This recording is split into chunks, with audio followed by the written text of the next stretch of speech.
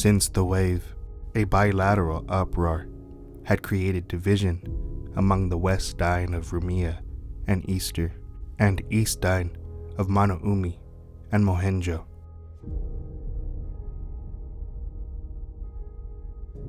The questioning as to which practice is the ultimate way to the experienced ascension disunites the Diné. As a result, the city of Nu Yeshua split in two, stopping the symbiotic flow of water, ether energy, and materials as a whole.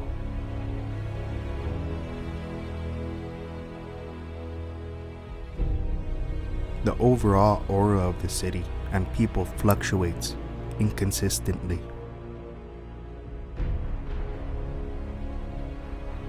On the night of fires, half of Rumia's botany casas were destroyed by Manoumi tribes. In response, the feathered serpent, Gugu, beheaded 100 of Manoumi residents in hopes that would be enough punishment to the Diné.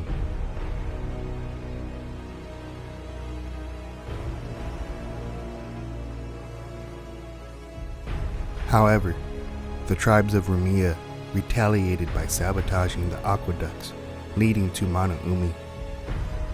Priestess Nin summons and unleashes the Sebudu, 7 beasts of Reta, and a great amount of death occurs.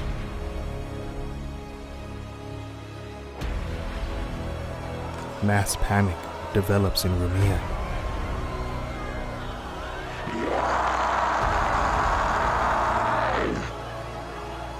A hunt for Crystalla and his family sends them into the south pillars of Easter.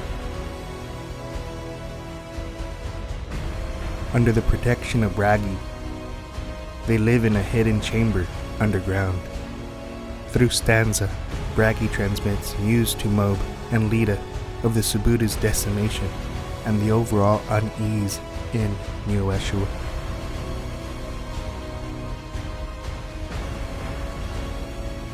The 13th moon had risen.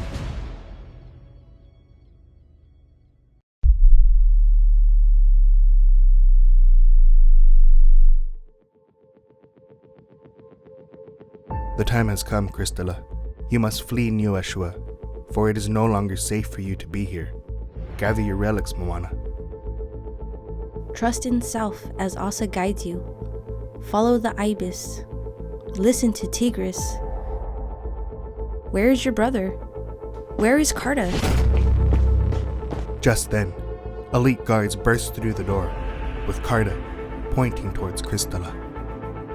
Carta, no. What have you done? Brother, you betray us? Your family? Lita invokes a space doorway and demands Crystalla to enter. Mob hails beams of energy towards the elite guards, but is soon overwhelmed by the mass numbers. Lita grabs Crystalla's torba of relics and pushes him through the doorway, landing him on a mound of sand just outside Easter's main wall. As he looks back, the city is set aflame. Bellows and howls uproar throughout.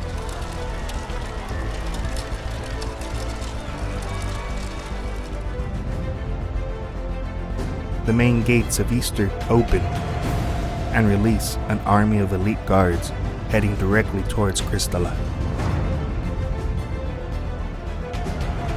He begins to sprint, and for 3 days, he runs.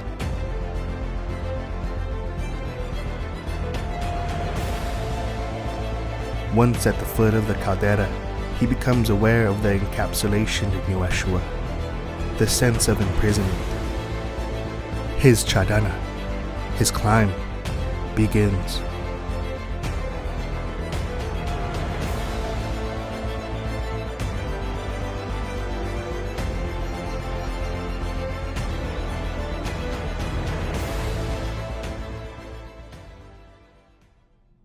Mob and Lita are summoned to the chambers of Ka, a dim-lit catacomb beneath Mohenjo, lined with monolith gateways, tables of scrolls, potions, and various of other instruments.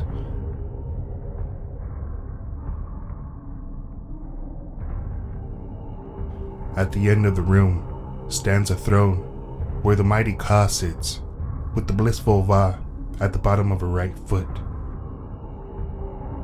A peaceful flow of light emitted from a blue pond behind her.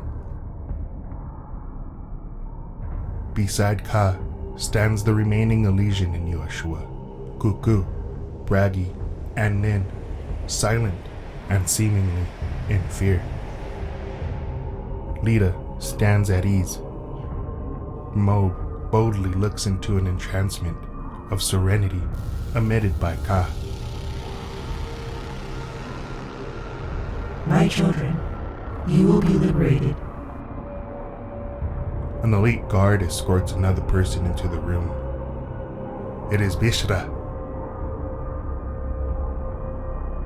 A begotten son of Asa is born, and he is hidden. Why? On the night of the first orbs, the sin of the lesser willed was made by Bishra. But the son of Asa is not of him. He may have tainted my will, but that of Crystallus is of pure light and resonance. Blasphemy! Crystalla is my Moana, not of this mute fool. Mob's trance is directed towards Bishra in anger. When he looks back at Ka, she stands towering over all. You dare bring the emotions of man into the sacred chamber? Bishara, you agreed to this sin? I admit to the passion of nature, and I took as I willed. You have yet to distinguish the difference of lust and love, Bishara. Cursed with the flaw of men of old, you are casted down. May time be your guide. Bishra is flung into the monolith of Earth time, doomed to repeat the scale of Ascension.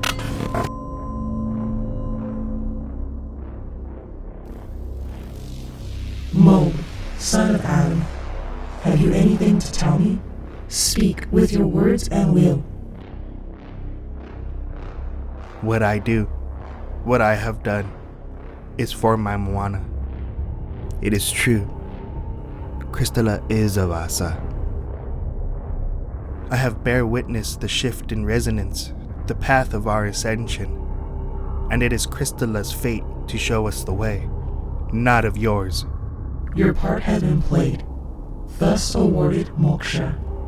Cease from this impure existence. Ka rushes at Mob, decapitates him with her saber, and places his blissful head on her garland of severed heads, completing the Varnmala.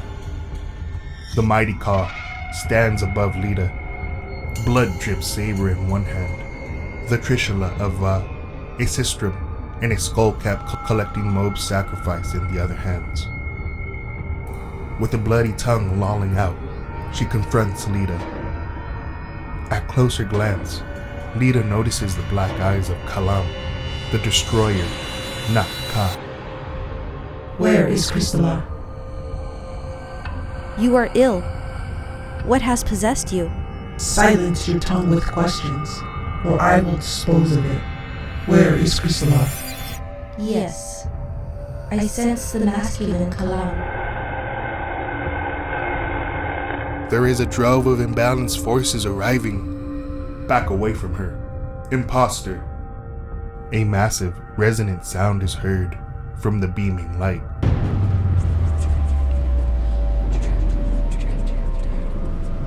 Fierce echoes.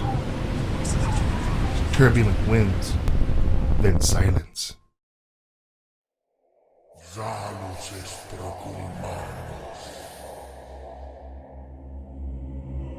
You are the imposters, blinded fools. The path has been shown. We will fulfill its course.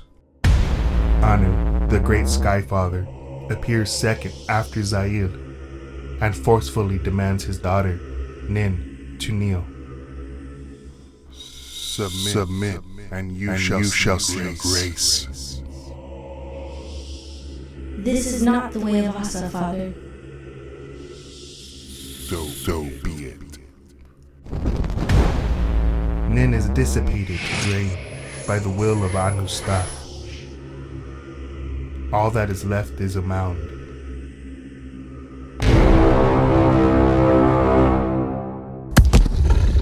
Amdu, Duke of Demons, appears third, accompanied by his dense sound of trumpets. He gores Braggy's heart with his horn and claws out his throat. Cuckoo blows the wind jewel around his neck at Amdu, blasting him back over the throne of Ka. Va remains still. Rax leaps out forth, transforming into a massive moonhound, pouncing Cuckoo down, eating at his flesh. Chofto, my brother, faith has brought us once more on this journey. Zail summons a leash of flames and wraps it around Ka's body, submitting the possessed entity in fear. Several other demons and beasts begin to fill the chambers. Beings of final judgment. Reta now stands before the lowest of vibrations, distraught, shaken. Fear not, my love. You have begun our path towards ascension. This is not the way of Asa. Little do you know, but soon you will see it, hear it. Cartophytus, my friend, come out from the shadows and into the light. Carta appears from behind a mirrored pillar. Carta, this is at your hands? My Moana. Who are you? Yes, Carta. Who are you? I am no longer aware. I have lived too many years, seen too many suns. I just long for eternal darkness. Then create the instrument responsible for the wave, and you will become such void. But I no longer possess the mold of its stone. It is with Crystalla. Then I shall gift you sulfur, harmony of the air and fire, mercury, mediator between the volatile and fixed, and salt, the density of earth and water. You are the alchemist, and you will help open the gates towards our ascension.